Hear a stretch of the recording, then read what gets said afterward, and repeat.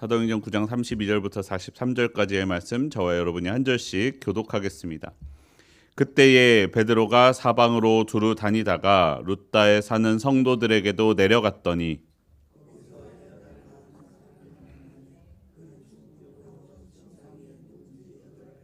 베드로가 이르되 에니야야 예수 그리스도께서 너를 낫게 하시니 일어나 네 자리를 정돈하라 한데 곧 일어나니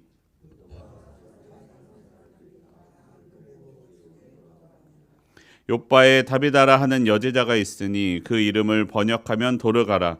선행과 구제하는 일이 심히 많더니 룻다가 욥바에서 가까운지라 제자들이 베드로가 거기 있음을 듣고 두 사람을 보내어 지체 말고 와달라고 간청하여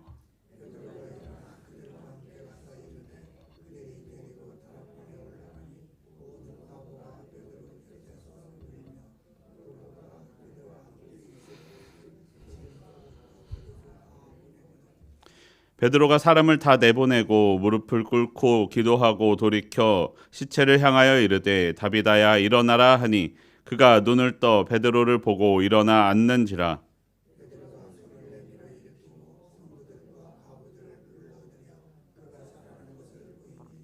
온 욥바 사람이 알고 많은 사람이 주를 믿더라. 시몬이라 하는 무두장이의 집에서 머무니라. 아멘. 오늘도 이 새벽을 깨우며 기도하기 위해 나온 여러분 환영하고 축복합니다. 우리의 기도 가운데 변화가 일어나기를 원합니다. 내가 변하고 세상이 변하는 이 시간이 되기를 원합니다. 오늘의 본문은 그때에라는 말로 시작합니다. 앞선 본문 사도 바울이 예수님을 믿게 되고 점차 이방인의 사도로 세워지기 위하여 하나님께서 준비하시고 있었던 때였습니다. 그때에 사도 바울이 없는 곳에서는 하나님께서 사도 바울이 사역할 수 있는 토대를 만들고 계셨습니다. 먼저 당시에 예수님의 사도들 중에 대표주자 베드로가 사방으로 두루 다니다가 룻다라 하는 곳에 내려가서 에니야라 하는 사람을 만났습니다. 그는 중풍병으로 침대에서 8년째 누워 있었습니다.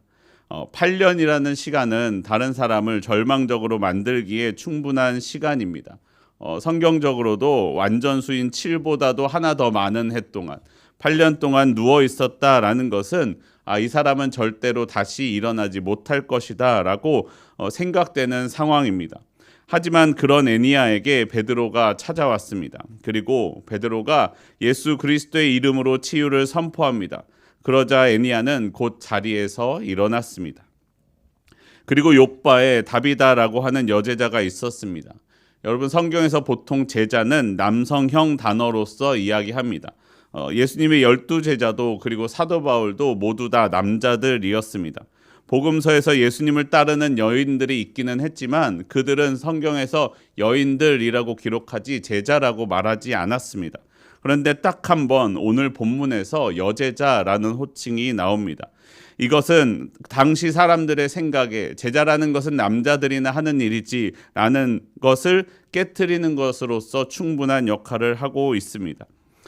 그것이 여기서 깨졌다라는 것입니다. 당시 사회는 가부장적인 사회였기 때문에 당시에 그럴 수밖에 없었던 이유들도 많이 있었지만 그 생각이 여기에서 바뀌고 있습니다. 아마 그 전까지는 괜찮았을 수도 있습니다.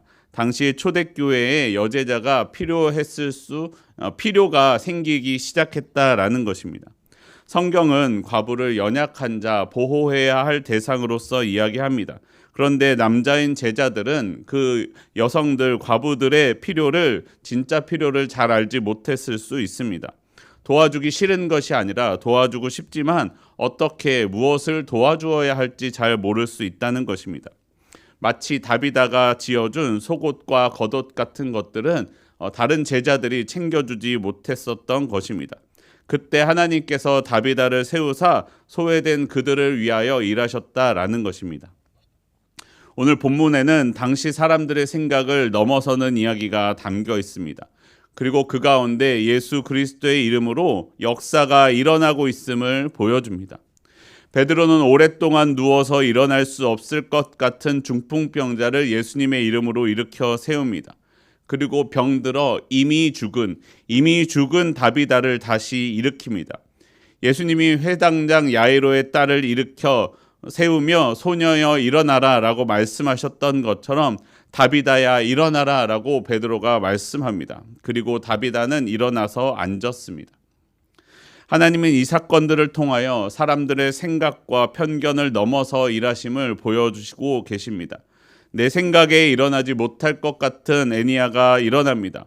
내 생각에는 이미 죽은 것 같은 다비다가 다시 살아납니다.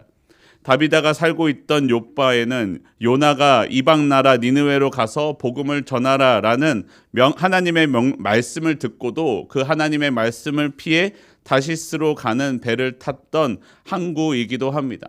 그리고 그 뒤에 요나의 생각을 넘어서 그곳에서 이방인에게 하나님의 역사가, 회개의 역사가 일어났던 것을 다시 생각나게 해줍니다.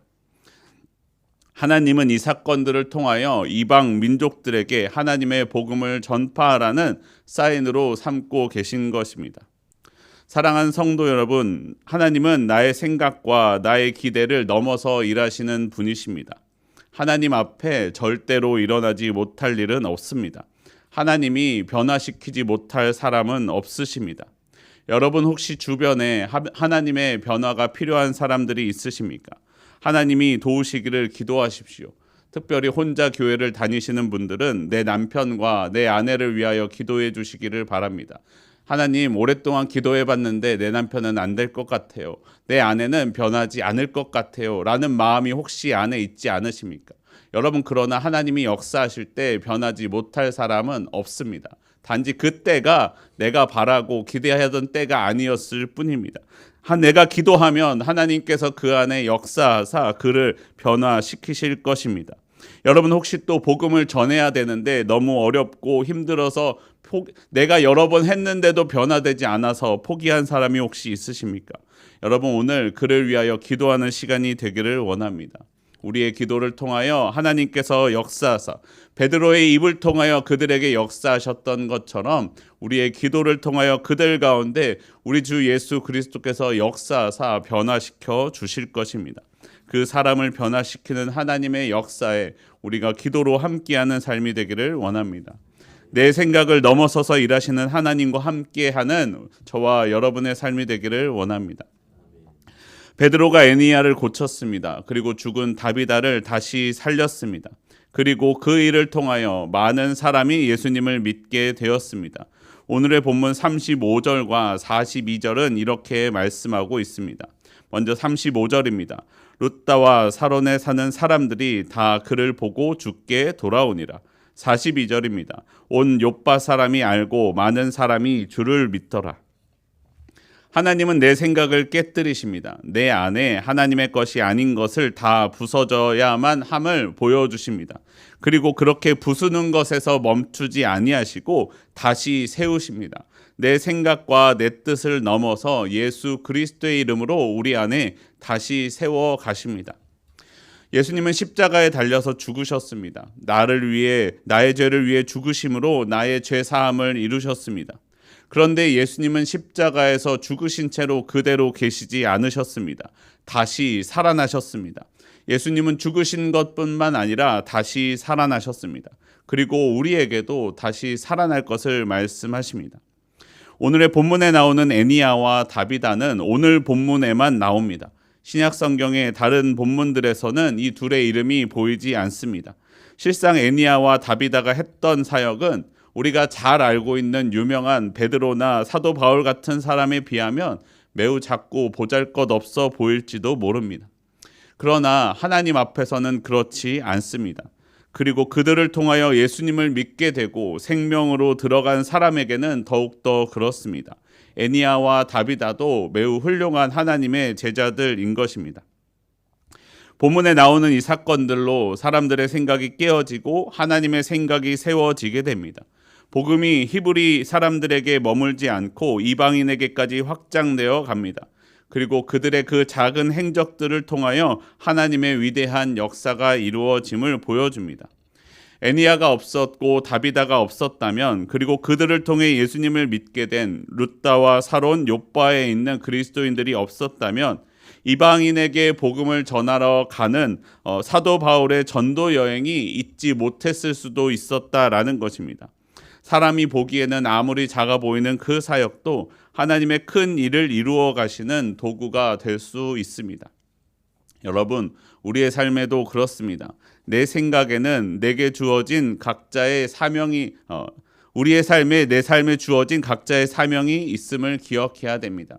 그것이 내가 보기에는 보잘것없이 작아 보이고, 하나님 왜 저는 이것밖에 할 수 있는 능력밖에 주시지 않으셨습니까? 말할 수 있어도 우리는 세상적으로 주목받고 사람들 앞에 세워지는 위대한 일을 하기를 꿈꾸지만, 하나님은 내 삶에 주어진 그 작은 일들 가운데 그 작은 것을 통하여 하나님의 위대한 역사를 이루어 가십니다. 나의 작은 행적들이 하나님의 위대한 큰 일을 이루는 도구가 되어감을 기억해야 됩니다. 오늘의 본문에 나오는 베드로가 애니야를 일으키고 다비다가 다시 살리는 사건을 통하여 우리는 볼 수 있습니다. 지금 애니야와 다비다는 어디에 있을까요? 그들은 새로운 생명을 얻는 은혜를 받았지만 분명 언젠가 죽었을 것입니다.